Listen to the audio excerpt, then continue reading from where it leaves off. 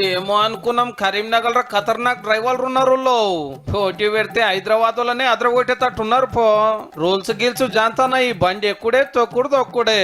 America అధ్యక్షుడు చేసిండా ఎట్లా ఫోన్ లో పొంగనాలు కొట్టవర్తివి. అరే వాటు చాటింగ్ ఇటు డ్రైవింగ్, భుజానికి తలకాయకి నడమ ఫోన్ పెట్టుడు బండి కుంచుడు. గీళ్ళని చూడండి రే, వెనకాల పోలీస్ అన్న కూకున్నాడు గాని హెల్మెట్ పెట్టుకోమని అయితే చెప్తలేడు.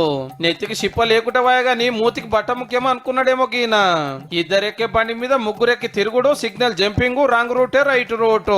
ఇక ఎటు చూడండి రే, ఎవరు ఎటు పోతున్నారో కూడా తెలియకుంటుంది. ఆగమాగ మురుకుడే ఊరుకోడు. మరి పోలీసులు కూడా టిక్క ఫోటోలు గుంచి నెల రోజులలోనే 34,000 చలాన్లు రాసి 2,42,00,000 వసూలు చేసిరట బాజాప్తా. అంటే రోజుకు 1000 మంది 8 లక్షలు దండగలు కడుతురు అన్నట్టు. మమ్మల్ని ఎవరు చూడట్లేదనే ఉద్దేశంతో వాళ్ళు వెళ్తా ఉన్నారు. బట్ మనిషి ఒకవేళ అబ్జర్వ్ చేయకుండా, జంక్షన్ లో ఉన్న కానిస్టేబుల్ అబ్జర్వ్ చేయకుండా థర్డ్ ఐ అనేది ఒకటి ఉంటుంది, మూడో కన్ను. ఆ మూడో కన్ను నుంచి తప్పించుకోలేరు. పోలీసుల మాట గిట్లుంటే పబ్లిక్ ఏమంటున్నారో ఈనుండ్రే.